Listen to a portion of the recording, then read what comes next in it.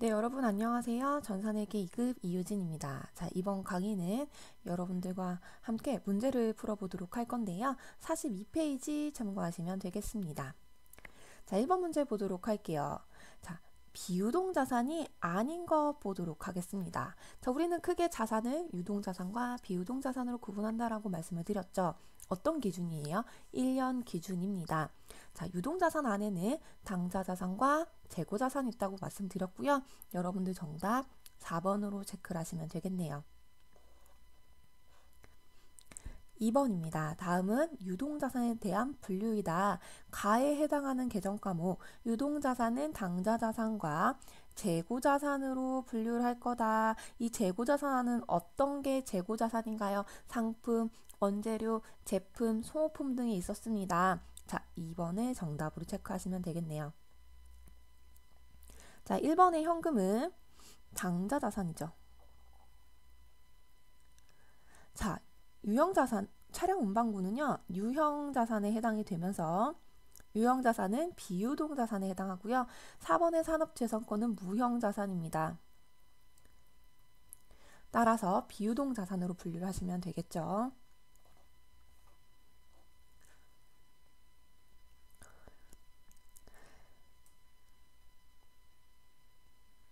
자, 다음은 3번입니다. 다음은 갑상품의 자료이다. 갑상품에 대한 11월의 매출 총이익으로 옳은 거 보도록 하겠습니다. 자, 그런데 얘는 선입선출법으로 계산한다고 하네요. 자, 선입선출법은 어떤 거였죠? 먼저 들어온 게 먼저 나가는 거, 먼저 사온 게 먼저 매출로 내보내는 것을 말을 합니다. 자, 그럼 매출 총이익 먼저 볼까요? 매출액에서 뭘 빼나요? 매출 원가를 뺄 거예요. 자, 그럼 나오는 게 매출 총이익이 되겠습니다. 자, 그럼 여러분들이 매출액이 얼마인지 보고 원가 찾고 자, 그 다음 매출 총이익 계산하시면 되겠죠. 자, 그럼 처음에 매출액 한번 보도록 할게요. 매출액 얼마예요? 11월 25일 날 매출했는데 800원인데 자, 여러분들 몇 개 곱해 보시면 15개 매출했어요. 자, 그래서 12,000원. 자, 그리고 매출 원가를 산정을 할 건데 우리가 15개를 매출했죠. 자, 15개를 매출할 때는 어떻게 했냐면 처음에 먼저 있는 것부터 팔아야 되기 때문에 월 초에 있던 재고액 10개. 자, 10개 먼저 팔고 10개 먼저 팔고 모자라는 5개 어떻게 한다? 그 다음 사온 거 매입액에서 5개를 산 겁니다. 자, 그러면 이 10개에 대한 거 총 10개 곱하기 500원 얼마인가요? 10개 곱하기 500원 5,000원. 자, 그리고 이 5개는요. 5개 곱하기 하나에 600원이래요. 자, 5개는 하나에 600원씩 3,000원. 자, 2개 더하면요. 8,000원이 되겠네요. 자, 그럼 매출 원가가 얼마다? 8,000원이다. 자, 그러면 계산하시면 매출 총이익이 얼마인가요? 4,000원이 나오겠습니다. 정답 몇 번? 2번으로 체크를 하시면 되겠네요. 자, 4번 문제 보도록 하겠습니다. 다음 중 재고자산으로 분류되는 것. 자, 우리가 재고자산 판매를 목적으로 영업활동에 사용하려고 하는 판매를 목적으로 보유하고 있는 것입니다. 자, 중요한 거는요. 하나 예외적인 거 있죠. 소모품. 사실 소모품은 판매를 목적으로 가지고 있는 건 아니에요. 그냥 영업활동에 사용하기 위한 것입니다. 자, 이 재고자산 중에서는 사실 소모품을 제외하면 나머지는 다 판매용 자산이에요. 자, 한번 보겠습니다. 1번 부동산 매매업자가 판매를 위해 보유하고 있는 토지 맞죠? 자, 그냥 우리가 토지만 본다면 토지는 유형자산이었는데요. 얘는 감가상각 안 하는 자산인데요 라고 생각할 수 있지만 유형자산으로 분류를 하려면 영업활동을 하기 위해 우리가 보유하고 있는 이라는 그런 전제가 붙어야 되죠. 근데 부동산 매매업자는 사실 땅 같은 거, 건물 같은 거 사다가 그대로 파는 게 어차피 그런 목적의 주 업종이기 때문에 여러분들 1번으로 보셔야 되고요. 이번에 사무실에서 사용하는 컴퓨터, 근데 이거 어떻게 저희는 개정 과목 표현하죠? 비품으로 표현을 하면서 얘는 유형 자산이 되겠습니다. 자, 3번. 단기간의 매매 차익을 목적으로 우리 진짜 너무 많이 들었어요. 자, 어떻게 분류하죠? 단기 매매 증권으로 분류합니다. 매매, 증권. 그럼 4번에 공장에서 사용하는 기계장치. 자, 계정 과목은 기계장치가 되겠고요. 자, 얘도 유형자산으로 분류를 하시면 되겠죠. 자, 5번 문제 보도록 하겠습니다. 다음 계정 개입에 대한 설명으로 가장 옳은 거 보도록 할게요. 자, 반드시 아래에 표시된 계정만으로 판단하라고 되어 있습니다.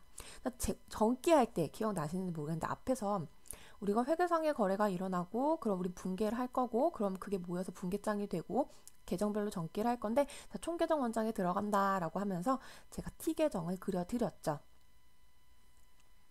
자, T계정 어떻게 그렸죠? 처음에 분개를 하죠. 분개를 하고 자, 그 분개에 맞게 우리가 T계정에 우리가 그리고 싶은 계정을 위에다 T 위에다 올려놓고 그냥 발생된 거래가 차변에 있었는지 대변에 있었는지 확인해서 우리가 상대 계정을 넣었습니다.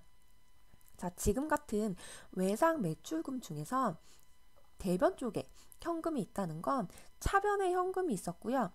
대변의 계정 과목이 외상 매출금이 있었어요.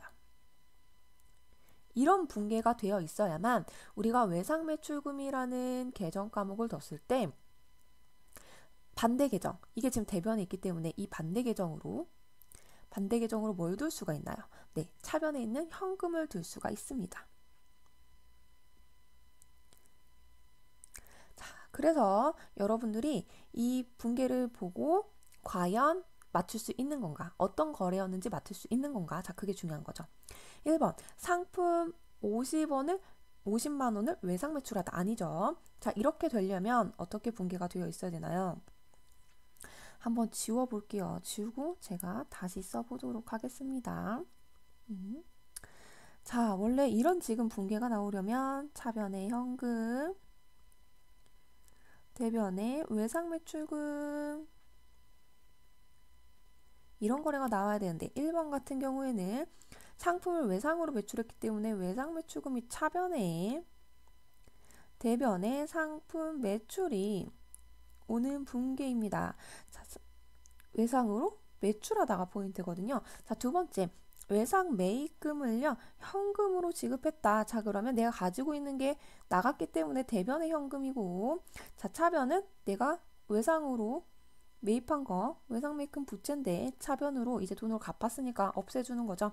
자, 3번에 외상 매출금 현금으로 회수했다. 받았다는 거예요. 저한테 현금이 생겼다는 거고 대신 외상 매출금이라고 계정 과목 가지고 있었던 거 차변에 이제 돈 받았으니까 없애주죠. 그래서 대변으로 보낼 겁니다. 4번에 상품을 매출하고 현금으로 받았대요. 자, 그럼 이 현금이 나한테 생겼고요. 이제 상품 매출이기 때문에 대변에 무조건 뭐 나온다? 상품 매출이 나온다라고 제가 설명드렸습니다. 여러분 몇 번을 체크하시면 돼요. 정답이 3번이 되겠습니다. 정기를 이제 설명드리면서 앞에 강의에서 이론에서 말씀드렸다시피 이 T계정을 정확하게 우리가 이해하고 있느냐 이런 문제 출제된다고 말씀드렸죠. 자, 다음과 같은 문제였습니다. 자, 6번 문제 보도록 하겠습니다. 소유기간이 1년 이상인 자산 중 영업활동에 사용할 목적을 보유하고 있는 형태에 있는 자산. 자, 영업활동에 사용할 목적을 보유하고 있는 형태의 자산, 유형자산 있는 얘기를 하고 있습니다. 자, 그러면 보도록 할게요. 사무실 업무용 컴퓨터 비품입니다. 맞죠? 투자 목적용 건물은 투자자산입니다. 아닙니다. 판매용 자전거 상품이죠? 아닙니다. 재고자산에 해당하고요. 상품 운반용 차량 운반구가 되겠습니다. 가와 라가 있는 2번으로 여러분들 체크를 하시면 되겠습니다. 자, 7번 문제 보도록 할게요. 7번 문제. 다음 자료에서 매출 총이익을 계산해 보라고 하네요. 자, 매출 총이익 계산 어떻게 하나요? 매출액에서요. 매출 원가를 빼고요. 나오면 매출 총이익이 된다고 우리 앞에서도 문제 풀었죠. 자, 그럼 여기에서는 지금 매출 원가에 대한 얘기를 어떻게 할 거냐면 우리가 추가적으로 어떤 게 매출 원가가 되냐면 기초에 있는 상품이랑 단기에 매입하죠. 또 거기서 뭘 빼주나요? 기말 상품 재고액 빼줘야 됩니다. 그래서 나오는 금액이 뭐가 된다? 매출원가 자, 이 분계를 정확하게 알고 있어야 여러분들 매출원가의 금액을 넣어서 매출 총이익을 계산하실 수가 있겠죠. 자, 그럼 보도록 할게요. 총 매출액이 얼마예요? 80만 원이에요. 자, 매출액 80만 원. 매출 원가 뺄 건데, 자, 매출 원가가 직접적으로 나오지 않고 기초에 얼마고 기말에 얼마고 단기에 매입한 게 얼마다라고 나와 있어요. 자, 그럼 옆에 여기 식이죠? 이쪽 식에다가 여러분들이 대입을 한번 해볼게요. 기초가 10만 원이고요. 아래다 써볼까요? 10만 원이고요. 단기에 매입한 게 55만 원이에요. 자, 그리고 나서 기말에 남은 게 얼마죠? 못 팔고? 15만 원이네요. 자, 그러면 65만 원에다가 우리가 15만 원 뺄 거니까 얼마인가요? 50만 원이 되겠어요. 매출원가가 얼마다? 50만 원이다. 자, 그러면 우리가 총 얼마 뺄 거니까 30만 원이 매출 총이익이다. 3번에 체크를 하시면 되겠습니다. 자, 그 다음 8번 문제 보도록 할게요. 상품의 매입 원가에 가산하는 항목이 아닌 것. 그러니까 상품의 매입 원가에 가산 플러스하는 게 아닌 것 보도록 할게요. 매입 운임 상품에 포함시켜요. 네, 그럼 이거는 상품 원가에 가산하는 항목이죠. 자, 두 번째 매입 하역료. 자, 우리가 구입할 때 들어가는 모든 비용 다 더할 거라고 했어요. 맞습니다. 매입 수수료. 자, 얘도 가산을 할 거죠. 자, 4번 문제 볼게요. 매입 할인. 자, 매입 할인은 우리가 구입했을 때 할인받는, 깎아서 사는 그런 개념이기 때문에 어떻게 한다? 자, 얘는 차감한다. 빼줄 거다. 할인 받았으니까 5만 원 주고 원래 살려고 했는데 할인 받아서 만 원을 할인 받았다. 그럼 실제로 얼마? 4만 원 주고 산 거기 때문에 우리가 4만 원으로 계산을 할 거예요. 그래서 차감하는 항목입니다. 여러분들 4번 체크하시면 되겠습니다. 자, 9번 문제 보도록 할게요. 단기매매증권에 관한 자료가 다음과 같은 경우 단기매매증권 처분이익 보도록 하겠습니다. 처분이익은요, 처분을 할 때 발생하는 계정 과목이죠. 2015년 9월 25일 주식 1000주를 현금 600만 원으로 구입했다. 자, 그러면 우리가 액면이 5,000원이라고 되어 있지만 신경 쓴다 안 쓴다? 네. 단기 매매 증권은요, 액면가액 중요하지 않습니다. 그냥 우린 1000주를 600만 원 주고 샀습니다. 12월 31일 결산에 가서 뭐 하죠? 평가하게 됩니다. 자, 이 문제 두 번째 단락 평가입니다. 첫 번째는 구입한 거고, 보니까 1000주의 공정가액이 650만 원. 자, 그럼 지금 얼마로 되어 있는 거예요? 우리 650만 원으로 되어 있는 거예요. 여러분, 650만 원 되어 있는 거고요. 자, 2016년에 처분했어요. 1000주가 650만 원입니다. 자, 그럼 650만 원 나누기 1000주를 하면 여러분들 계산하면 얼마가 되냐면 주당 6,500원이에요. 지금 현재 장부상에. 근데 우리가 500주를 350만 원에 받고 처분했대요. 자, 500주의 장부상 금액은 주당 6,500원이죠. 자, 그러면 500주를 팔았기 때문에 여러분들 계산해보면 325만 원이에요. 근데 우리 얼마 주고 팔았어요? 350만 원 주고 처분을 했습니다. 350만 원 주고 처분했는데 장부가액이 얼마라고요? 325만 원이에요. 그럼 차이 나는 게 얼마인가요? 네, 350에서 325만 원 빼니까 1번. 25만 원만큼은 우리가 처분하고 이익이다. 단기 매매증권 처분 이익이다. 1번 체크하시면 되겠습니다. 자, 10번 문제 보도록 하겠습니다. 다음 중 기말 결산 시 기말 재고 자산이 과대평가된 경우 재무제표에 미치는 영향이 옳은 것 보도록 할게요. 자, 기말 재고 자산이 과대평가됐다. 자, 기말 재고 자산 언제 나오나요? 매출 원가 계산할 때 나옵니다. 매출 원가 나올 때. 자, 기초 상품에서 상품 재고액에서 단기 매입액 그 다음 뭘 빼요? 기말이에요. 기말 상품 재고액. 그럼 얘가 나오는 게 매출 원가죠. 자, 그런데 원래 지금 기말 상품액이 뭐 100원만 있었는데 얘를 200원으로 잘못 평가했다. 자, 그러면 매출 원가가 어떻게 되죠? 과소계상이 됩니다. 그럼 예를 한번 들어볼까요? 자, 원래 기본적으로 이제 정상이라면 내가 100원의 기초가 있었고 단기에 500원만큼 매입을 했고 기말에 100원만큼이 있어야 돼요. 자, 그러면 우리가 매출 원가는 500원이다 라고 계산이 돼야 되는데 잘못 오류로 계산을 이렇게 하는 거죠. 100원의 기초가 있었고 단기에 매입을 500원만큼 했는데 재고가 200원이야. 자, 그럼 여러분들 400원으로 계산이 매출 원가가 돼요. 자, 어떻게 되는 건가요? 500원으로 원래 해야 정상인데 400원이에요. 과소 계산된다. 그래서 자, 1번이 과대가 아니고 과소다. 틀렸네요. 자, 그 다음 2번 볼게요. 자, 매출액에서 매출 원가를 차감하죠. 자, 나오는 게 매출 총이익이에요. 자, 그런데 우리 매출 원가 자체가 과소 계상이 됐기 때문에 반대로 매출 총이익은 과대 계상이 됩니다. 그래서 2번이 정답이 되겠네요. 자, 3번에 매출 총이익이 과대 계상되었기 때문에 판매비와 관리비가 동일하다면 당기순이익은 과대 계상이 되는 거고요. 100원만큼 더 많은 것처럼 이익잉여금도 과대 계상입니다. 왜 갑자기 이익잉여금이 나와요? 이 손익계산서상의 당기순이익이 이익잉여금 처분계산서로 갈 때 뭘로 반영되죠? 이익잉여금. 그래서 재무상태표에는 이익잉여금으로 들어가기 때문에 이 당기순이익의 명칭이 바뀐다고 보시면 돼요. 그래서 정답은 2번으로 체크하시면 되겠습니다. 자, 다음 자료에서 기초상품 재고액 얼마냐라고 물어봤네요. 자, 한번 풀어보도록 할게요. 자, 일단 단기 매출액이 나왔어요. 매출액이 얼마예요? 60만 원입니다.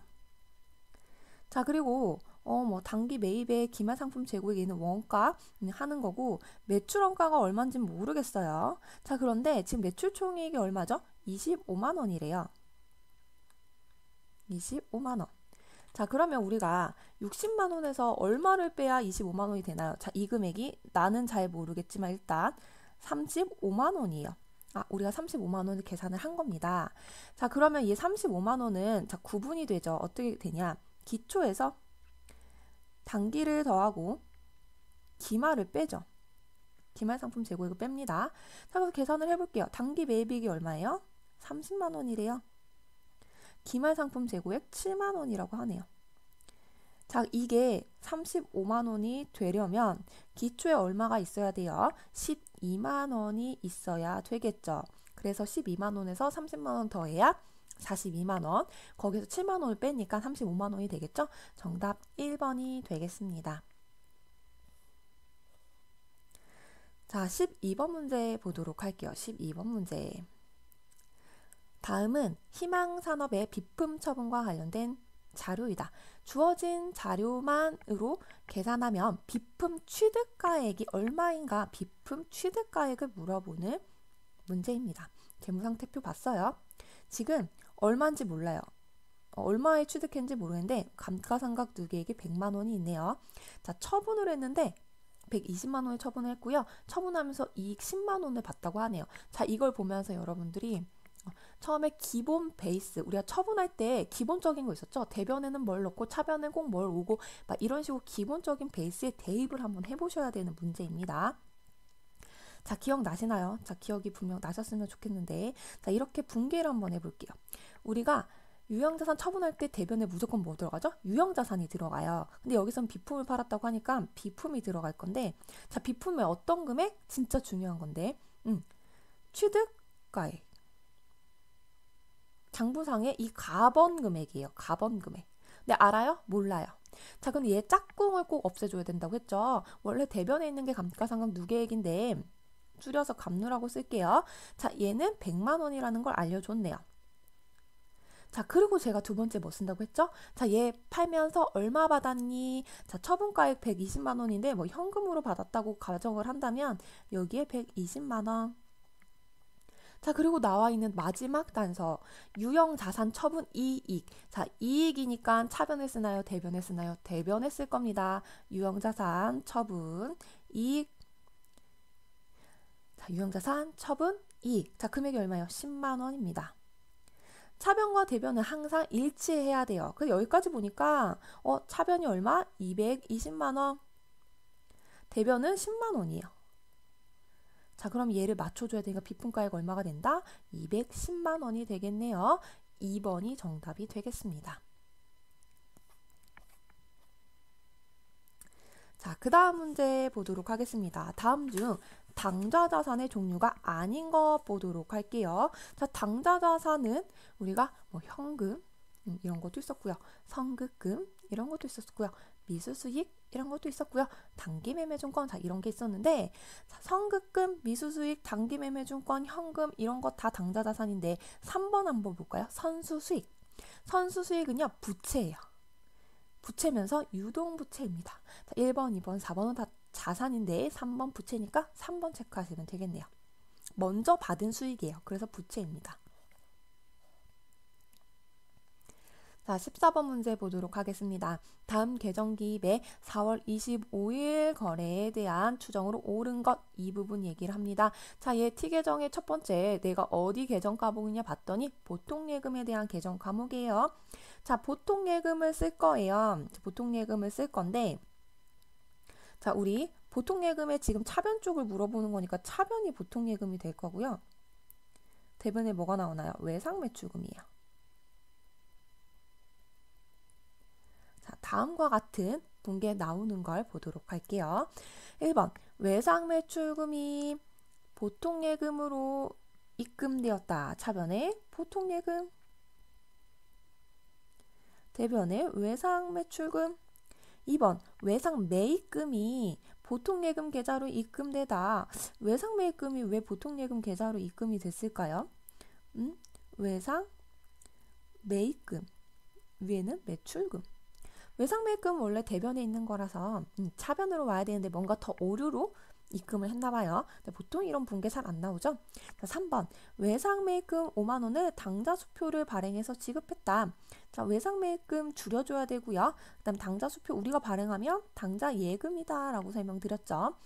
4번 외상매출금 5만 원을 보통예금 계좌에서 지급했대요. 자, 외상매출금을 왜 보통예금에서 지급을 하는지는 잘 모르겠어요. 우리가 받아야 되는 돈인데 어쨌든 조금 저희가 더 많이 받았나 보죠. 자, 정답 몇 번인가요? 1번으로 체크를 하시면 되겠습니다. 자, 5번 문제 보도록 할게요. 다음 중 재고자산의 원가 계산 방법에 해당하지 않는 것 보도록 하겠습니다. 자, 재고자산의 원가를 계산하는 방법 선입선출법, 후입선출법, 총평균법, 뭐 개별법 이런 것들이 있었는데요. 자, 우리가 정액법이라고 하면 어떤 거? 유형자산의 감가상각할 때 정액법, 정률법, 생산량 비례법, 연수합계법 이런 것들을 배워요. 자, 그래서 정액법은 재고자산이 아니라 유형자산에 해당한다. 15번에 4번이 되겠습니다. 자, 그 다음에 16번 보도록 할게요. 임대인과 다음과 같이 사무실 임대차 계약서를 작성했다. 임차인이 그러니까 빌린 사람이 전세보증금을 지급 시 분개할 계정 과목으로 올바른 거 보도록 할게요. 자, 그래서 쭉쭉쭉쭉 되어 있고요. 우리가 전세보증금을 3억을 줬습니다. 자, 임차인이라고 했으면 빌린 사람이요. 빌린 사람은 뭘 줘야 돼요? 보증금 지급해야 돼요. 나중에 돌려받을 거예요. 자, 임차 보증금이라는 계정 과목 쓰죠. 17번 문제 보도록 하겠습니다. 다음 자료에 의해서 상품 재고장 작성 시 선입선출법으로 월말 상품 재고액, 그러니까 기말 상품 재고액을 계산하면 얼마인가 라는 문제입니다. 자, 선입선출법 먼저 사온 거, 먼저 파는 거 말씀드렸죠. 자, 볼게요. 기초가 있었고요. 매입을 했어요. 매출을 했네요. 자, 매출을 몇 개? 80개를 했습니다. 자, 그러면 80개는 어떻게 나갈 거냐 봤더니 기초에 있는 거 먼저 빼야 되니까 자, 여기서 50개는 이 기초에서 뺄 거고요. 나머지 30개는 자, 여기 매입에서 뺄 거예요. 자, 그러면 몇 개 남았죠? 자, 여기는 원래 80개가 있었는데 우리가 지금 30개를 매출에서 빼니까 50개가 남았습니다. 단가 얼마인가요? 개당 2,000원이에요. 자, 그러면 얼마예요? 자, 50개가 남았는데 우리가 2,000원이라고 했으니까 10만 원. 자, 그리고 또 마지막으로 매입을 했네요. 30개를 샀고요. 개당 1,000원을 주고 샀으니까 1,000원에 곱하기 30개를 하시면 되겠죠. 3만 원이 되겠습니다. 자, 그럼 기말에 아직 못 팔린 거 7월 5일에 사온 80개 중에 30개는 팔았고 50개 남았고요. 그 10만 원과 지금 마지막에 사온 거 30개 개당 1,000원 주고 샀죠. 3만 원. 자, 2개 더 하면 얼마다? 13만 원이다. 그래서 여러분들 3번에 체크를 하시면 되겠습니다.